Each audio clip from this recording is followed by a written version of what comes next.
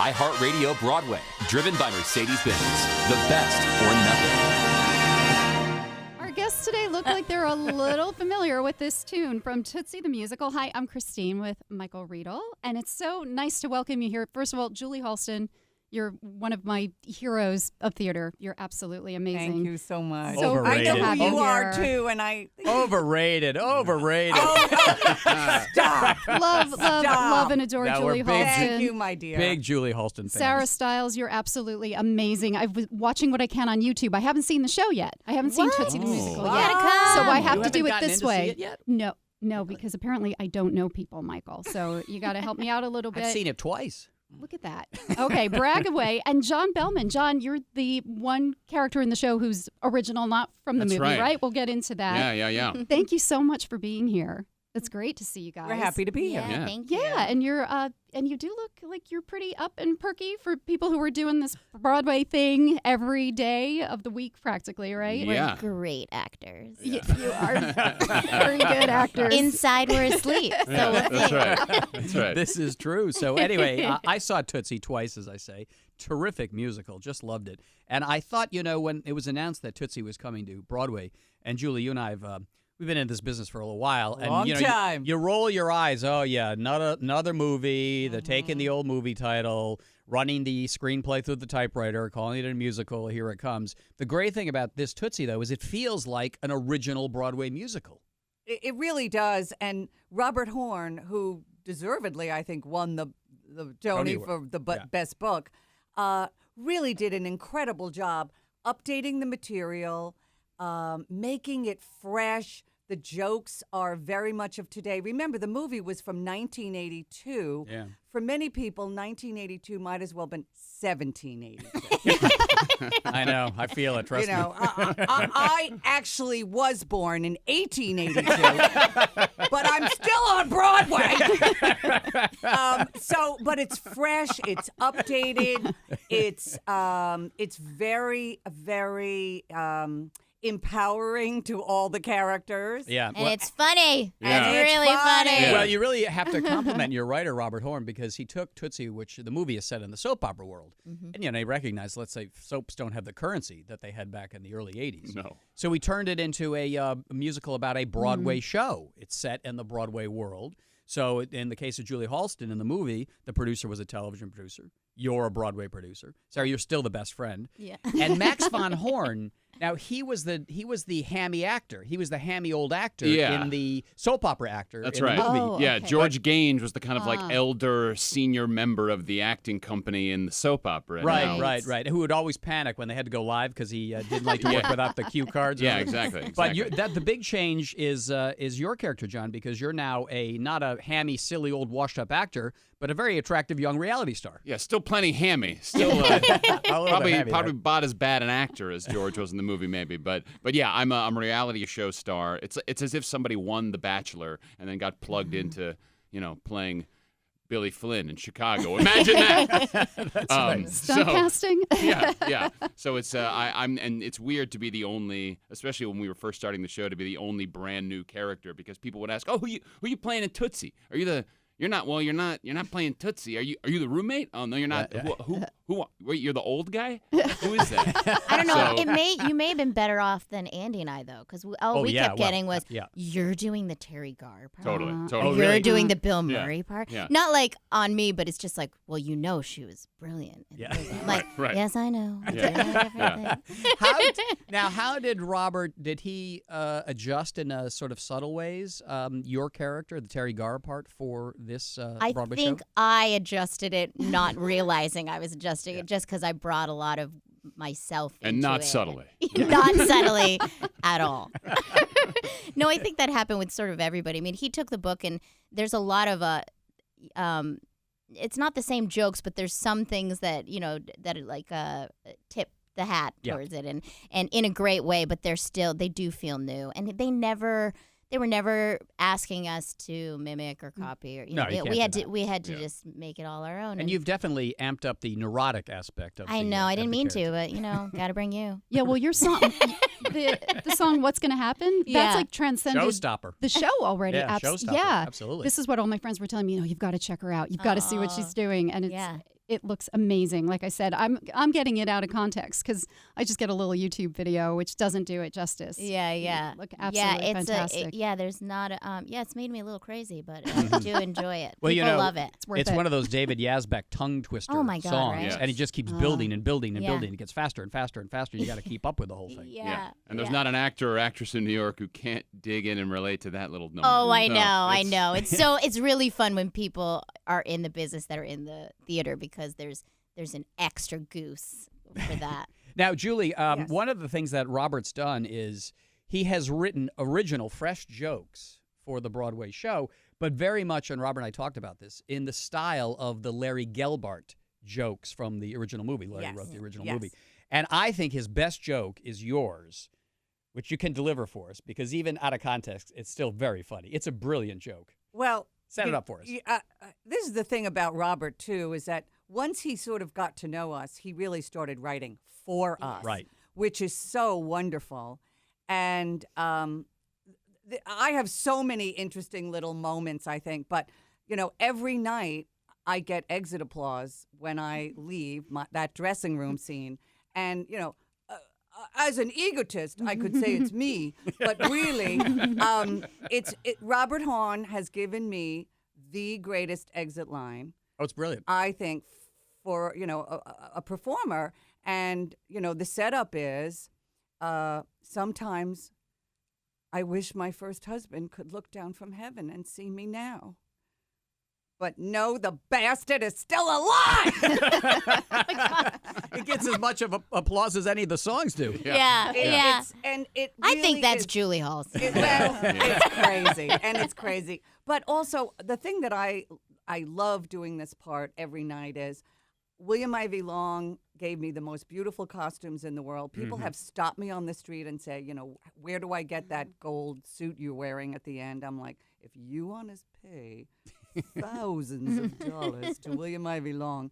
But Or you can borrow it from our friend Fran Weisler. yeah, there you go. Are you modeling a little bit of the female producer on Fran Weisler, the there's legendary a lot Broadway of producer? all of them. There's a little of Fran, and because I know all these Sure, gals, right. Jano Herbosch and Daryl Roth, and there's I don't see any Liz McCann. there's no Liz McCann, and there's no Nell Nugent really. No, But, these are so insider. Yeah, they're so inside. People going, what? What is she talking about? I feel like Jim Gaffigan for a moment.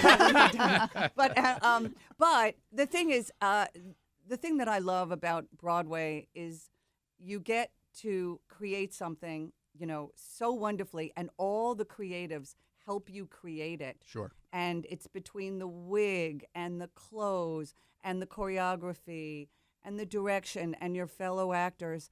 And it just creates something so artful and wonderful. And to hear the laughter every night is just so rewarding. I have a great Fran Weisler story for you. So Fran Weisler and her husband Barry Weisler, they're producers of Chicago. And as we know, they're very colorful characters on Broadway. Mm-hmm. So Fran had this assistant once. She called the assistant into her office, and she said, "Darling, have you ever been fired?"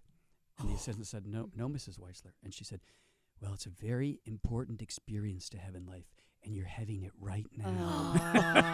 Oh my God! I suddenly don't feel well.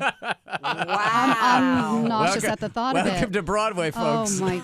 Oh, that's So, a John, good line. I want to ask you this question. Yeah. Now, Tootsie was written in a different time, Yeah. way pre-#MeToo, different sensibilities. Women were portrayed differently in the movie. How have David Yazbek, Robert Horn adjusted this could be a touchy subject matter for a more sensitive era, should we say? Yeah, I mean, I think one of the big changes and one of the reasons why the version of my character from the movie doesn't work now is because he's kind of a lech in Yeah, the movie. absolutely. He's like, he gets a girl in a corner and Yeah, just yeah. can't wait to privately kiss her. And like, you can't do that. You shouldn't have done that then, but you can't do it now for sure. And so I think that big change of this kind of young, handsome, vain young man, like, I said young twice. I don't know what I'm.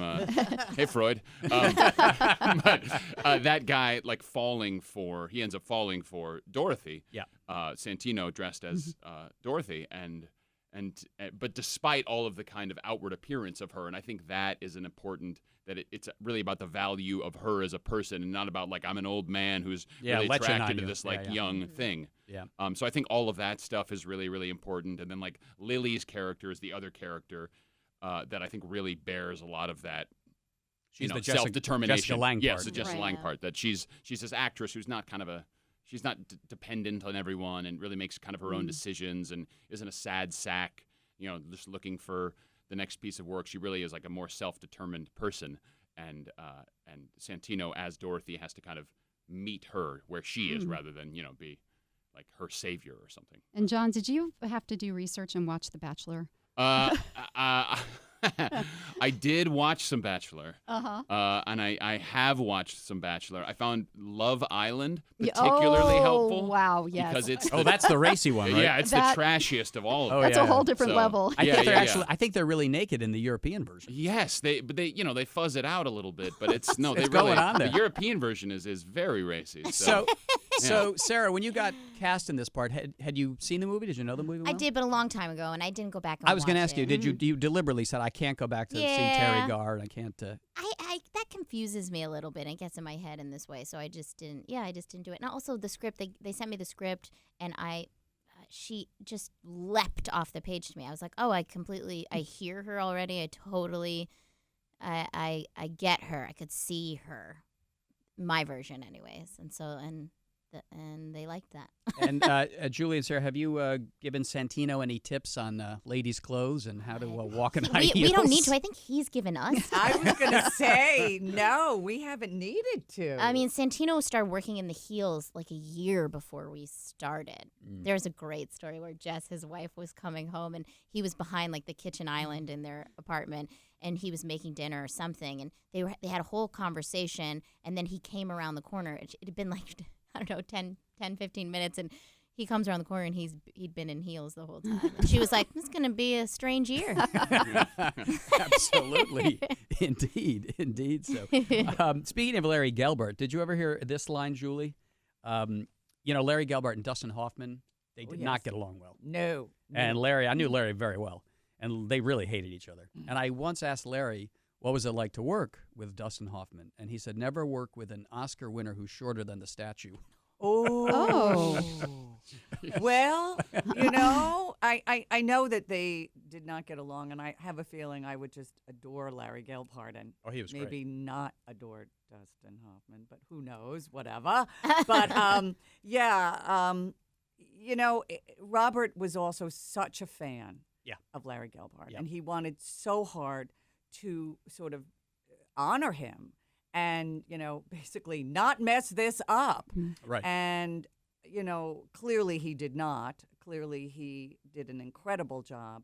And that kind of tradition, the role of the producer, if you may indulge me for a second, the role of the producer when they first started doing workshops of Tootsie was never really defined. It was not, they didn't know if they even were going to have that character. It was played in the movie by Doris Belak. Yeah. They didn't know what it was. And Scott Ellis, our wonderful, incredible director who I've worked with before, called me up and basically said, look, I don't know what this is. It might be 2 lines. It might be 20 lines. It might be no lines. I don't know what this is. Would you just come in and kind of work with us a little? And what Robert really wanted was traditional Jewish rhythms. Yeah.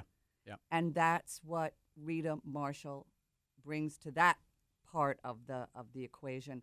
And, I'm an honorary Jew, but I do know Jewish rhythms, and of course Charles Bush taught me that. Of course. And when I opened my mouth for the first reading that I did, I saw Robert. I didn't know Robert Horn, and I could see this guy in the corner laughing, and I was like, who is this guy?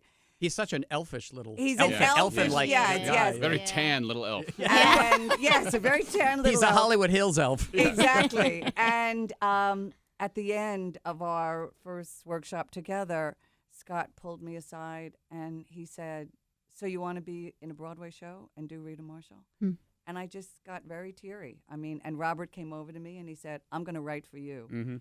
And I just walked home pretty teary because it was a really wonderful, incredible moment. Well, Robert told me, he said it was great when you came in because he said I could pay my homage to all of my favorite writers, Mel Brooks, Larry Gelbart, Neil Simon, all those guys who are in the Sid Caesar writers room. And he thought about those guys when he was writing those lines for you. Well, believe me, I am very blessed. But, you know. All right, well, don't miss Tootsie. It's at the Marriott Marquis Theater. Absolutely sensational show. And before you guys go, I'm sorry, did you have any more questions? I completely I forgot to hi. Sorry about no, that. it's Mrs. it's Cellophane, okay. I'm sorry. Thank you. I'm kidding. I was just going to ask Sarah and John how you came to the show because we have Julie's story of coming to the production. So I just wanted to know how the show found you or you found the show. Yeah, I mean, I guess they kind of found me. This is my first Broadway musical. I've done a couple other musicals and a couple other Broadway shows, but I've mostly been in plays. And I had been asked, I did a reading, a week-long reading that I believe someone at Jim Carnahan's office found out that I could sing, I guess, or something, and asked me to do this. And then Andy Gortlushin and I kind of came in at the same time, and we've had the same journey where we did a couple readings, really liked it, and then we weren't available for a reading in the middle, and then we freaked out that they were going to get someone else that was going to replace us, and then we were like calling, I was texting Santino during the reading, like, who's this new guy, what's going on? And then they just, thankfully came back around to me, but it was all through readings. Oh, good. the And Lord. that always is nerve-wracking, by the way, when you have to, I can't make it that day, but I'm still really interested. Yeah. Totally. They found, I think, all of us through most. Lily was the last piece, right? Lily and Michael McGraw were the last pieces, but I came in with Julie at the same time, and I was doing a different reading with Scott, and he asked me to do the Tootsie reading, and then I got the offer immediately, so it was awesome. Oh, and wow. then I couldn't. Same thing. I had to miss a couple, but. Yeah, But so they it was were great. But a familiar shout with out your to work. Jim Yeah. Carnahan. A Shout Jim out to Carnahan, Jim yeah. Carnahan. And also casting just director. Scott Ellis is really good at that too. Like he can find a good group and he knows who's going to work well together. Yeah. That was the thing that was so exciting. It's like the chemistry between all of us is super exciting. Yeah. Yeah. All right, well, before we let you go, we like to ask our guests if they can give us one, since there are three of you, one song from the musical theater that has a particular special meaning in your life in some way, something that's personal to you. We can start with you, Julie. Rose's Turn. Yeah, from It's, Gypsy. To me, it's from Gypsy. One, I did Gypsy, but two, it's just basically the greatest theater song ever written, really. It just gets to the heart of everything about theater, about disappointment and loss and regret and love and ambition. Am I coming across as a monster? I feel it. But it really, to me, is just the greatest number ever. It's the ultimate showstopper. And John, one from you? I guess I would say Trouble from The Music Man. Because I remember I didn't grow up, I was not a massive musical guy growing up, and still am not. My knowledge is piddling. But I remember, you think of a lot of these shows as these kind of old things that don't really seem accessible to you anymore. And then I remember hearing that song and like watching that. I was like, this is a musical song? This is like this cool, fast, interesting, rhythmic, kind of like rap-like thing is in musicals. And that really was a moment for me. Well, I hate to disappoint you, John, but I think Hugh Jackman has the part in the upcoming revival. Damn you, Hugh! And a song from you, Sarah. Somewhere Over the Rainbow. Ah. It's just my favorite, and Ever since you were a kid? ever since I was a little girl, and I just love it. I think it's a perfect. Well, it is perfect so song. beautiful. All right, Julie Halston, Sarah Stiles, and John Behlmann. They are the stars of Tootsie at the Marquis Theater. Terrific new Broadway musical. Don't miss it. Yeah, I'll try and get in there. I tell you, darling. Thank you. I think they'll put you in. Don't worry about it. All right. And All this right. is Inside Broadway. Please follow us. If you're listening on the iHeartRadio app or on your computer, just hit follow so you always know when we put up a new episode, which we do every week. I'll see you next time, Michael. Take care, Christine. Thank you.